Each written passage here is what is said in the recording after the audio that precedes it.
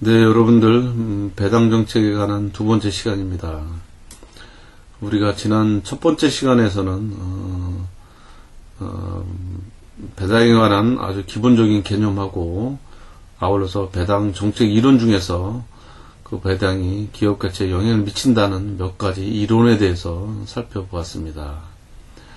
자, 이번 두 번째 시간에서는 배당 정책 이론 중에서 배당이 기업 가치에 영향을 미치지 않는다는 그러한 이론에 대해서 몇 가지 살펴보도록 하겠습니다. 아울러서 이러한 배당 이론이 현실화 측면에서 볼 때 어떠한 포커스를 가지고 판단해야 되는지, 즉 기업 가치에 대한 영향을 미치는 건지 안 미치는 건지에 대한 그런 현실화 측면에서 한번 정리를 하는 그러한 시간을 갖도록 하겠습니다. 자, 배당 정책은 영어로 디비던스 폴리시라고 지난번에도 이야기를 했었죠. 자, 배당 정책은 아무래도 기업들이 늘 고민하고 기업 정책을 수립하는 데 있어서 중요한 이유가 중에 하나가 되겠습니다. 이러한 배당 정책을 잘 쓰느냐, 잘 쓰지 않느냐에 따라서 그러한 기업의 이미지를 제고할 수도 있고 떨어뜨릴 수 있기 때문에 기업은 최근 들어서 이 배당에 관해서 여러 가지 정책을 수립하고 시행을 하고 있고 또 고객들에게 충분한 그러한 정보를 제공해 주려고 그러한 노력하는 기업도 많이 있습니다. 두 번째 시간에 바로 말씀드렸던 그 배당이 기업 가치에 영향을 미치지 않는다는 주장한 내용에 대해서 몇 가지 먼저 살펴보도록 하겠습니다. 즉 배당과 기업 가치는 아무런 그런 관련이 없다고 주장한 그러한 내용이 되겠습니다.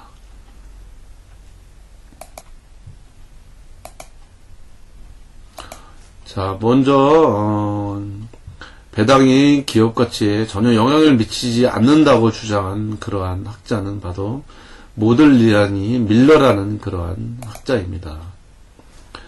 이 두 사람은 배당이 기업의 가치에 영향을 미치지 않는다는 그러한 이론을 전개하기 위해서 몇 가지 가정을 하게 됩니다. 자, 첫 번째는 완전 자본시장이 존재한다는 것입니다.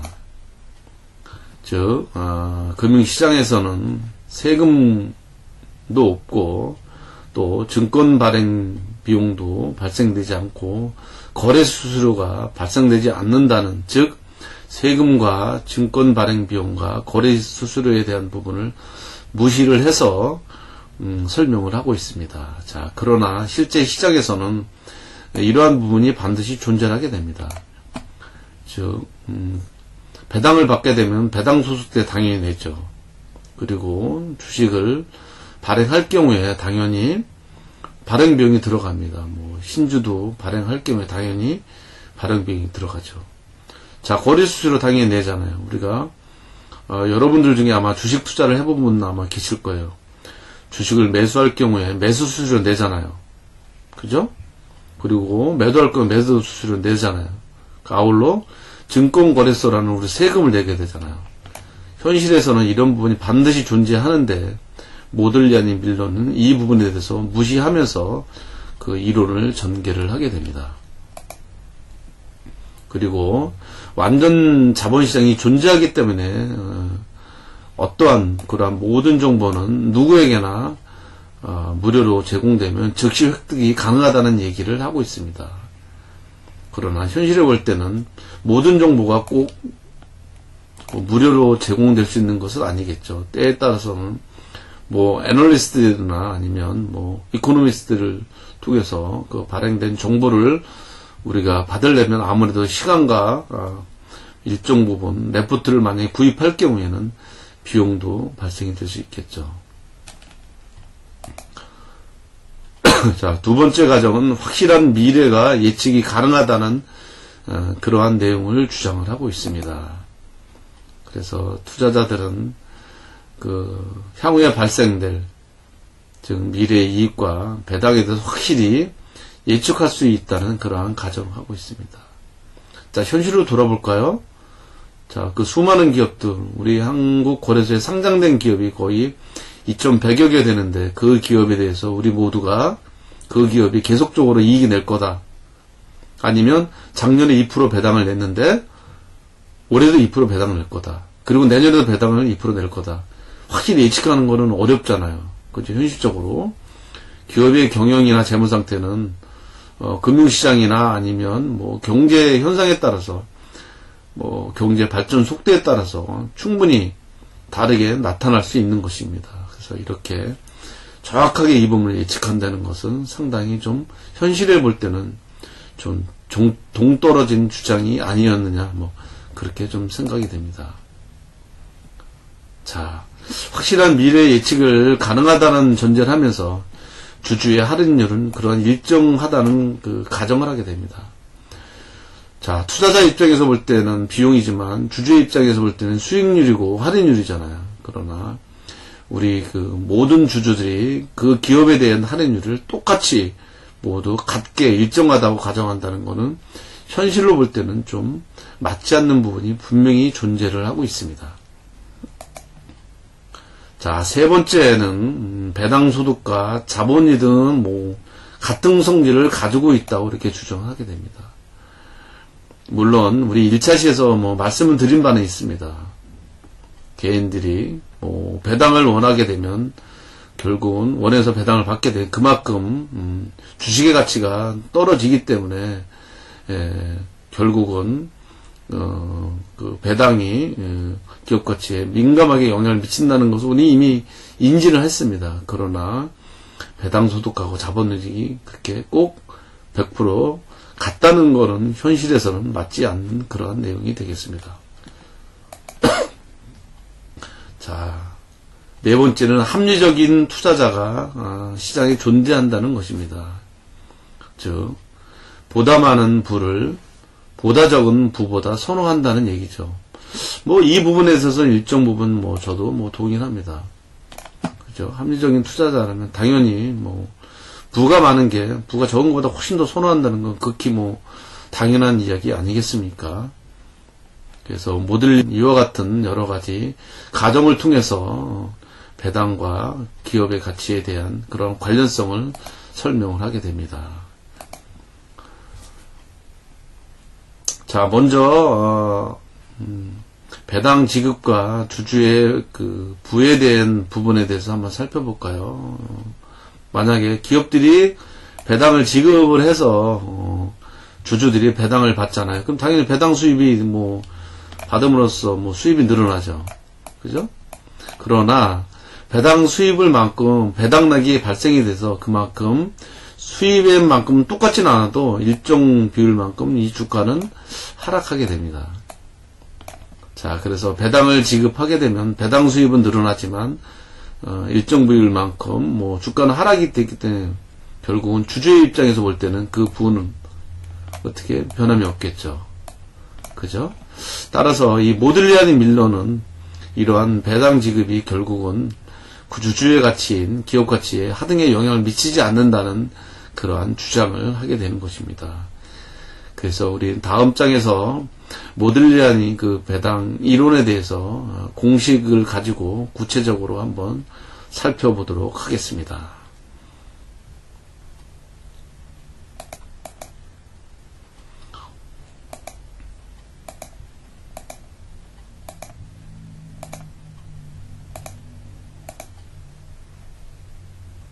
자, 여러 가지 공식이 좀 나왔습니다.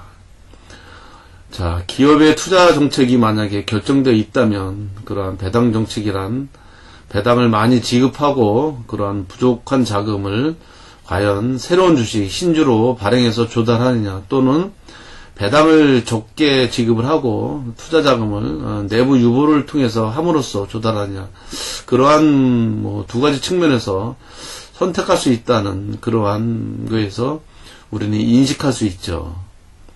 이 모들리아니 밀러는 배당의 수령에 의한 그러한 부의 증가는 동일한 크기의 주가 하락에 의해서 100%는 아니지만 정확하게 상쇄시킬 수 있고, 아울러서 만약에 배당을 포기로 한다면 그러한 포기만큼 유보이익이 증가되기 때문에 포기한 배당만큼 결국은 주가 상승을 가져오기 때문에 결국은 주주의 부는 변하지 않는다는 그러한 주장에 대한 논조입니다. 자, 그래서 모들리안 밀러에는 기초의 주가는 그 기말에 배당과 주가를 적절한 할인율로 할인한 현재 가치의 합과 같다는 데서 이렇게 출발을 하게 됩니다. 그죠?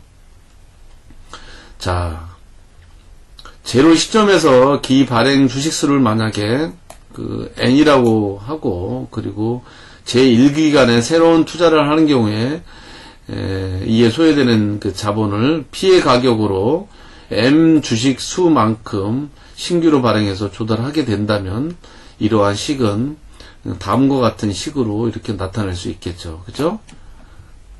다소 복잡한 식입니다. 그래서 그 기발행 주식수를 주가로 이렇게 곱하면 이러한 식은 1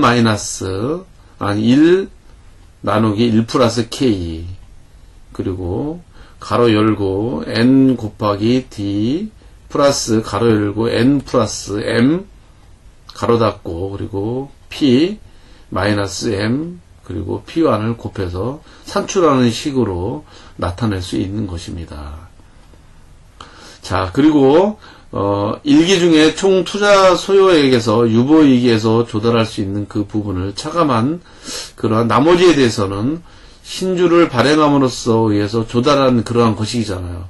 그래서 제1기 중에 신기 투자 총액을 그 I, 그죠? 그리고 제1기 중에 순이익을 X, 이 X라고 한다면 신주 발행은 우리가 요 식으로 나타날 수 있겠죠. 그죠? 아까도 말씀드렸지만 M은 신규 발행 주식수고 P는 그 기업의 가치인 주가잖아요. 그리고 이 M 곱하기 P는 1 가로 열고 X N 곱하기 D 가로 닫고 이렇게 정리를 할 수 있죠. 그죠? 그리고 이 식을 또 다음과 같이 이렇게 정리를 하게 되면 결국은 배당이 이 공식에서 전부 빠져나갔잖아요. 따라서 그러한 그 기업의 가치는 배당과 아무런 상관이 없다는 그러한 공식으로 이렇게 그 정리를 해서 이렇게 모들리안 밀러는 설명하게 됩니다. 자, 이 공식은 뭐 다소 좀 복잡은 합니다.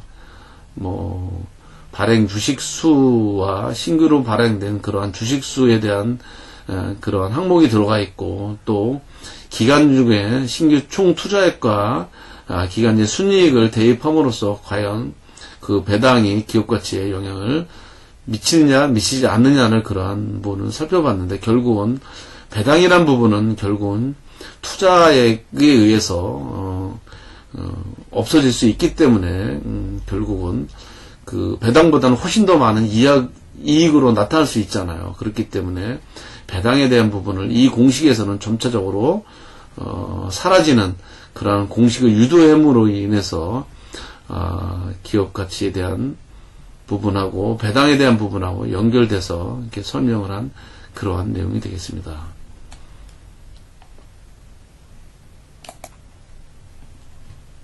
자, 뭐 다소 복잡한 공식을 살펴봤습니다. 자, 이러한 모들리안인 밀러와 모들리안이가 그 주장한 그러한 그 배당과 기업 가치에 대한 부분을 좀 정리를 좀 해보겠습니다. 즉 결론적으로 얘기하면 모들리안 밀러는 이러한 배당은 기업 가치에 하등의 영향을 미치지 않는다고 주장을 했습니다. 그 영향을 미치지 않는다는 그 기본적인 이유는 결국은 기업에 대한 가치는 결국은 기업이 어떠한 신규 투자에 대한 그러한 소요액을 할 거냐, 그리고 그 소액에 따라서 결국은 이익이 많이 나면 결국은 뭐 기업의 가치가 늘어나는 거 아니냐, 뭐 이런 거를 주장합니다. 결국은 그 배당을 뭐 주든 안 주든 그거하고는 아무런 상관이 없다는 얘기죠. 따라서 그 MM은 이러한 기업의 가치는 결국은 현재 기업이 결정해야 될 그러한 배당하고는 완전히 독립적이기 때문에 뭐 아무런 상관이 없다. 이렇게 정리를 하면 될 것 같습니다. 또 한 측면에서 볼 때 주주에 대한 그 배당은 결국은 그 배당만큼 결국은 주가가 하락되기 때문에, 즉 배당이 주가 하락에서 상쇄되기 때문에 결국은 이러한 그 기업들이 주주들한테 제공하는 그런 비당의 여부에 상관없이 그러한 기업의 가치는 영향을 안 받을 수 있다. 이제 그러한 부분입니다. 그래서 결론적으로 말하면 결국은 그 기업의 가치는 그 기업이 순수하게 어떠한 투자를 하는 데 있어서 얼마만큼 소요되는 그 투자 금액을 가질 거냐. 뭐 여기에는 뭐 위험에 대한 그러한 뭐 부분도 물론 있겠죠. 그래서 그 투자에 따른 그 소요해갖고 그 투자에 따라서 발생될 수 있는 결국은 이익에 의해서 기업의 가치는 뭐 결정이 된다. 뭐 이러한 그 논제를 이야기를 하고 있는 것입니다. 자, 두 번째는 고객 이론입니다. 자, 투자자 A가 있고 투자자 B가 있습니다. 투자자 A인 경우에는 배당 수입을 선호하는 그러한 투자자입니다. 그러다 보면 당연히 배당이 높은 주식에 주로 투자를 하겠죠. 자, 반대로 투자자 B는 이 배당보다는 주가가 올라감으로써 싸게 산 주식을 비싸게 매도함으로써 얻을 수 있는 그러한 자본이득, 즉 캐피탈 게인이죠. 예, 그거를 선호하는 투자자입니다. 따라서 이러한 투자자는 배당주에 투자하는 것보다는 그 내부에 그 새로운 투자안에 대해서 이익을 창출할 수 있는 그러한 부분에 투자할 수 있는, 즉 고유보 이익주에 투자하게 되는 그러한 모습을 보일 수 있는 그러한 투자자입니다. 자, 이러한 두 가지 측면에서 고객 이론을 살펴보도록 하겠습니다. 자, 금년에 기업들이 배당을 적게 줌으로 인해서 고객들, 즉 그 기업의 주식을 가지고 있는 투자자들은 당연히 배당 수준이 하락이 되겠죠. 그렇지만 그 기업들은 내부 유보로 인해서 재투자를 하게 되죠. 그죠? 그러나 기업이 유보 이익으로 재투자를 해서 이익이 많이 났을 경우에 그만큼 투자자들한테 배당을 많이 줄 수 있죠. 그러다 보면 투자자들은 그 홈메이드 디비던스, 즉 실제적으로 본인이 배당을 받을 수 있는 그러한 측면에서 기대를 하게 되겠죠. 따라서 그 배당을 받지 않는 그만큼 아무래도 그 주가가 올라가지 않겠습니까? 그래서 결국은 그러한 주가 상승에 따라서 그 주식을 팔게 되면, 즉 매각으로 인해서 그러한 배당을 못 받은 것에 대한 수익을 보충할 수 있겠죠. 자, 내년으로 넘어가게 되면 결국은 기업들은 이제 내부 유보를 통해서 투자를 해서 투자액이 늘어날 수 있겠죠. 그러다 보면 이익이 나니까 기업들은 당연히 배당을 많이 할 수 있겠죠. 그래서 배당 수준이 전년 대비해서 이렇게 초과되는 모습을 보이지 않아서 결국은 고객 주주들은 그 초과 배당 수입으로 인해서 처분된 그런 주식을 매입할 수 있겠죠. 그래서 결국은 그 기업은 배당하고 기업 가치는 아무런 관련이 없다고 그러한 주장한 두 번째 이론이 되겠습니다.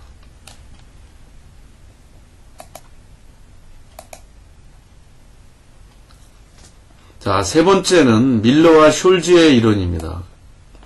이 두 사람도 그 배당이 결국은 기업의 가치에 전혀 영향을 미치지 않는다고 그러한 주장한 사람입니다. 이 두 사람은 자본 이득인 그 캐피탈 게인과 배당 소득인 디비던스에 적용되는 결국은 그 각각의 세율들이 다를지라도 그 세금이 면제되거나 또는 세금 연기가 가능한 그러한 만약에 무형 자산이 만약에 존재할 경우에 거기에 투자함으로 인해서 설명하는 그러한 이론이 되겠습니다.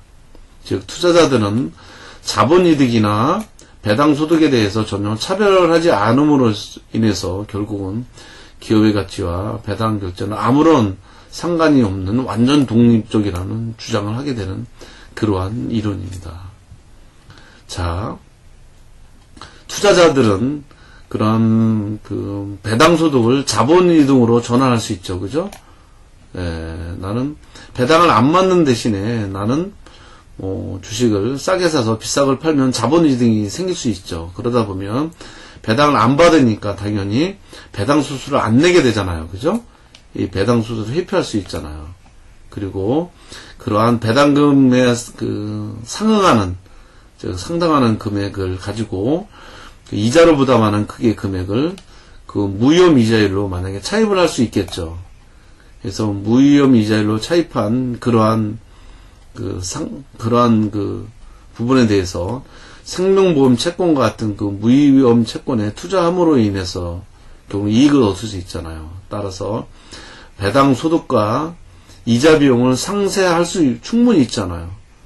그렇기 때문에 배당을 안 받아도 결국은 본인의 그 주주의 가치는 영향을 미치지 않는다는 그런 이론이 되겠습니다. 물론 이 부분도 그 세금은 그 면할 수 있는 또는 세금 연기가 가능할 수 있는 그러한 무형 자산이 존재한다는 그런 전제를 하고 있습니다. 그러나 이 부분은 현실적으로 100% 이것도 설득력이 있다는 그러한 이론은 아닙니다. 물론 이 금융시장에서는 국채와 아니면 지방채 또는 특별 법인에 의해서 발행된 그러한 특수제인 경우에는 워낙 위험이 아주 없거나 아주 작은 그러한 자산입니다. 즉 무형 자산이죠. 그렇긴 하지만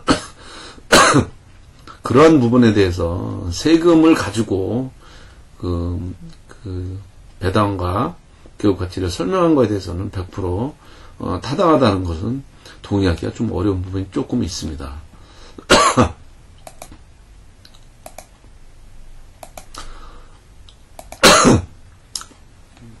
자, 그러면 이 배당 이론에 대한 현실화 측면에서 한번 모들리안 이론에서 비판을 좀 한번 해보겠습니다.